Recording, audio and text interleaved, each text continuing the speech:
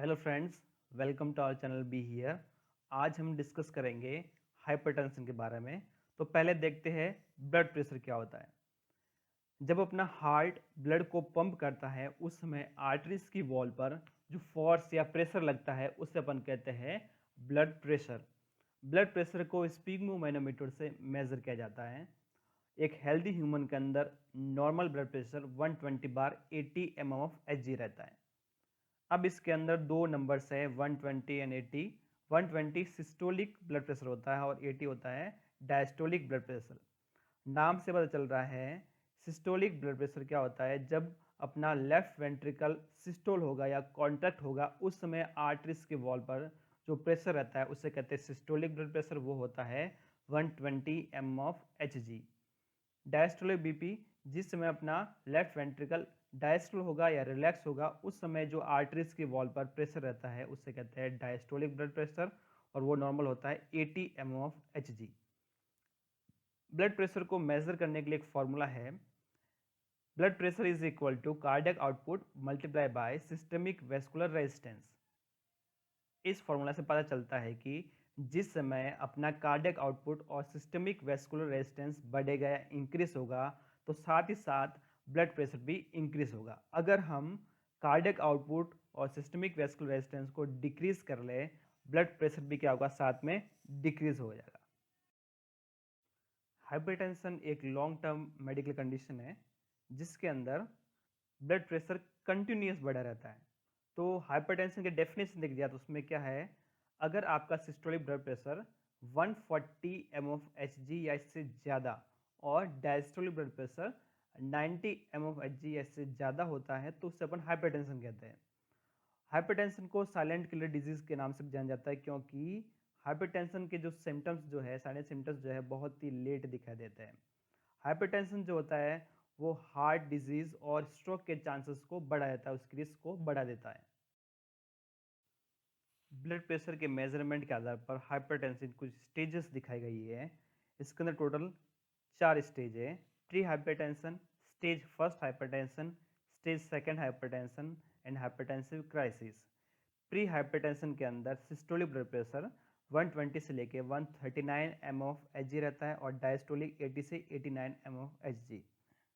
Stage first hypertension के अंदर systolic blood pressure 140 से लेके 159 mm of Hg and diastolic 90 to 99 mm of Hg।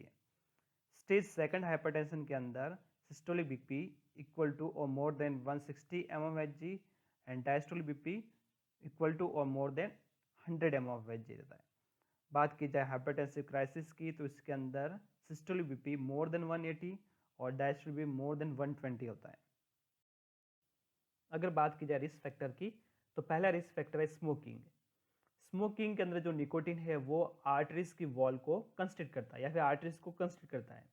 Arterial constriction की वजह से पेरिफेरल वेस्कुलर रेजिस्टेंस बढ़ जाता है और जब भी पेरिफेरल वेस्कुलर रेजिस्टेंस बढ़ता है तो it's leads to hypertension. Dyslipidemia, diabetes mellitus, ये दोनों जो फैक्टर्स है इन फैक्टर्स के अंदर क्या होता है कि एथेरोस्क्लेरोसिस है उसके चांसेस बढ़ जाता है and this leads to hypertension. बात की जाए इम्पेयर्ड रीनल फंक्शन की तो इसके अंदर ग्लोमेरुलर फिल्ट्रेशन रेट जो है वो डिक्रीज होता है और जीएफआर डिक्रीज होने की वजह से ब्लड वॉल्यूम इंक्रीज होगा and it's leads to hypertension. Obesity, physical inactivity, old age and family history of cardiovascular disease ये भी हाइपरटेंशन के रिस्क फैक्टर्स है। हाइपरटेंशन के दो टाइप है। फर्स्ट जो है वो है प्राइमरी और एसेंशियल हाइपरटेंशन और सेकंड है सेकेंडरी हाइपरटेंशन। तो बात की जाए कॉजेस की तो प्राइमरी और एसेंशियल हाइपरटेंशन के कॉज जो है अननोन है, लेकिन कुछ आइडेंटिफाइबल बिहेवियर है जो ब्लड प्रेशर को इंक्रीज करते हैं। For example smoking, physical inactivity या फिर जेनेटिक या मीन्स किसी भी फैमिली हिस्ट्री के अंदर किसी को हाइपरटेंशन है तो आने वाले जनरेशन के अंदर हाइपरटेंशन चांसेस बढ़ जाते हैं। हाइपरटेंशन का दूसरा टाइप है सेकेंडरी हाइपरटेंशन। सेकेंडरी हाइपरटेंशन जो है किसी और डिजीज कंडीशन की वजह से या किसी और डिसऑर्डर की वजह से ऑकर होता है। बात की जाए किडनी डिजीज की तो किडनी डिजीज जो है वो मोस्ट कॉमन सेकेंडरी कॉज है हाइपरटेंशन का। कुछ एंडोक्राइन कंडीशंस है जिसकी वजह से सेकेंडरी हाइपरटेंशन ऑकर होता है। For example Cushing syndrome, hyperthyroidism, Conn syndrome and हाइपरपैराथायरॉयडिज्म।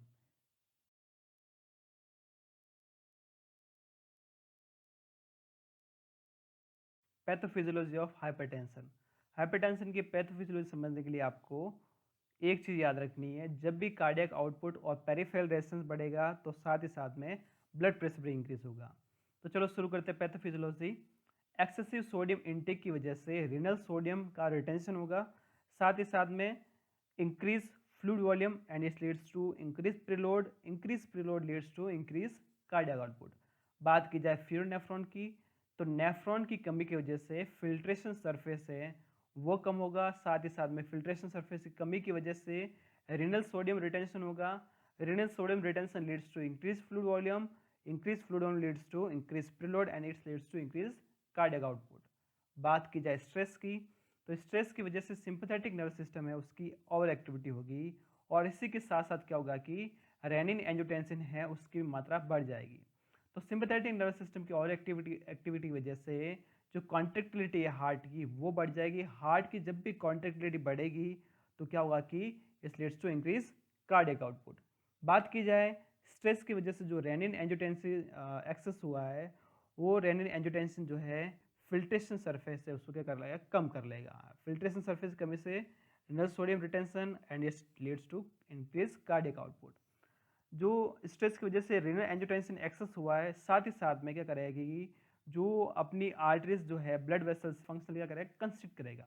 जब भी आर्टरीज जो है या ब्लड वेसल है कंस्ट्रिक्ट होगी, पेरिफेरल रेजिस्टेंस बढ़ेगा, और पेरिफेरल रेजिस्टेंस की वजह से ब्लड प्रेशर इंक्रीज होगा। बात की जाए जेनेटिक अल्ट्रेशन की, तो जेनेटिक अल्ट्रेशन की वजह से सेल मेम्ब्रेन अल्ट्रेशन होगा, और cell membrane alteration leads to functional construction and structural hypertrophy of blood vessels. Blood vessels की फंक्शनल कंस्ट्रक्शन और स्ट्रक्चरल हाइपरट्रॉफी की वजह से पेरिफेरल रेजिस्टेंस बढ़ जाएगा, और जब भी पेरिफेरल रेजिस्टेंस बढ़ेगा it leads to increase blood pressure. Obesity और एंडोथेलियल फैक्टर्स जो होते हैं इनकी वजह से structural hypertrophy of blood vessels होगा, और it's leads to increase peripheral resistance. Obesity and endothelial factors की वजह से ब्लड वेसल्स के अंदर स्ट्रक्चरल हाइपरट्रॉफी होगी, and it's leads to increase peripheral resistance leads to increase blood pressure. Complications of hypertension. अगर hypertension complications की बात की जाए तो पहले देखते हैं कार्डियोवैस्कुलर डिजीज। फर्स्ट वन है लेफ्ट वेंट्रिकुलर हाइपरट्रॉफी। हाइपरटेंशन की वजह से जो लेफ्ट वेंट्रिकल है हार्ट का उसमें क्या हो जाएगा, हाइपरट्रॉफी हो जाएगी, क्योंकि जब भी हाइपरटेंशन होगा तो लेफ्ट वेंट्रिकल के अंदर क्या वर्कलोड बढ़ जाएगा, और वर्कलोड बढ़ने की वजह से वहाँ का मायोकार्डियम क्या हो जाएगा, थिक हो जाएगा। बात की जाए मायोकार्डियल इंफ्रेक्शन की, तो हाइपरटेंशन की वजह से जो कॉर्नर आर्टरी है वो एक्सेसिव स्ट्रेच होती है, और वहाँ डैमेज हो जाता है, वहाँ एक प्लेक का फॉर्मेशन हो जाता है, जिसकी वजह से कॉर्नरी आर्टरीज जो होती है उनका ल्यूमन क्या हो जाएगा, डिक्रीज हो जाता है, एंड इस लीड्स टू मायोकार्डियल इंफ्रेक्शन। बात की जाए हार्ट फेलियर की, तो नेक्स्ट कॉम्प्लिकेशन जो हार्ट फेलियर है वो हाइपरटेंशन की वजह से हार्ट बहुत ही स्टिफ हो जाता है, बहुत ही थिक हो जाता है, और बॉडी की जितनी ब्लड की रिक्वायरमेंट है उसको हार्ट पूरा नहीं कर पाता है, इस लीड्स टू हार्ट फेलियर। और भी बहुत सारे कॉम्प्लिकेशंस है, for example cerebrovascular accident, retinopathy, chronic kidney disease and peripheral artery disease. Hypertension clinical manifestations की बात की जाए तो बहुत सारे क्लिनिकल मैनिफेस्टेशंस है यहाँ पे। First one headache, visual disturbance, dizziness को जिसे अपन सिर चकराना भी कहते हैं, chest pain, tinnitus means ringing in the ear, fatigue थकान, nausea, vomiting, confusion, flushed face and epistaxis. Management of hypertension. Hypertension के मैनेजमेंट की बात की जाए तो पहले हम देखते हैं फार्माकोलॉजिकल थेरेपी। हाइपरटेंशन को दो तरीके से कंट्रोल किया जा सकता है। नंबर एक, ब्लड वॉल्यूम को डिक्रीज करके, और सेकंड पेरिफेरल रेजिस्टेंस को डिक्रीज करके। हम जब भी ब्लड वॉल्यूम और पेरिफेरल रेजिस्टेंस को डिक्रीज करेंगे तो इसकी वजह से ब्लड प्रेशर भी डिक्रीज होगा। तो पहले देखते हैं ब्लड वॉल्यूम को डिक्रीज कैसे किया जाए। डायूरेटिक्स है जो ब्लड वॉल्यूम को डिक्रीज करता है, इसे क्लासिफाइड है थायजाइड डायूरेटिक, लूप डायूरेटिक्स और पोटेशियम स्पेरिंग डायूरेटिक। अब जो जितने भी ये कैटेगरीज है डायूरेटिक्स की, इनमें पॉपुलर जो मेडिसिन जो ड्रग्स हैं उनके सामने नाम लिखे हुए हैं। जैसे थायजाइड की बात की जाए तो इसके अंदर क्लोरथेलिडोन एंड हाइड्रोक्लोरथाइजाइड्स है। लूप डायबिटीज़ की बात किया, इसके अंदर फ्रुसमाइड एंड टॉर्सिमाइड है। फ्रुसमाइड बहुत ही मतलब कि फास्ट एक्टिंग डायबिटिक है ये। और पोटेशियम स्पेरिंग डायबिटिक मीन्स ऐसे डायबिट जो पोटेशियम के लॉस को रोकते हैं, for example amiloride and triamterene. Pharmacological therapy में हम बीटा ब्लॉकर्स की बात करते हैं। बीटा ब्लॉकर्स जिसे अपन बीटा एड्रेनर्जिक ब्लॉकर्स भी कहते हैं, जो एड्रेनलिन जो हार्मोन है उसके इफेक्ट को रोक लेता है या ब्लॉक कर लेता है, जिसकी वजह से हार्ट रेट डिक्रीज होती है। और हार्ट रेट डिक्रीज होने की वजह से कार्डियक आउटपुट भी साथ साथ में डिक्रीज होगा। साथ साथ में बीटा ब्लॉकर्स ब्लड वेसल्स को रिलैक्स कर लेता है, जिसकी वजह से पेरिफेरल रेजिस्टेंस कम होता है। और decrease peripheral resistance leads to decrease blood pressure. Beta blockers कुछ पॉपुलर बीटा ब्लॉकर्स हैं, for example propranolol, metoprolol, metoprolol XL means extended release, nadolol and timolol. Management के अंदर कुछ लाइफस्टाइल मॉडिफिकेशंस भी है जिससे हाइपरटेंशन को कंट्रोल किया जा सकता है। For example weight reduction, adopt DASH plan, dietary sodium reduction, physical activity and smoking cessation.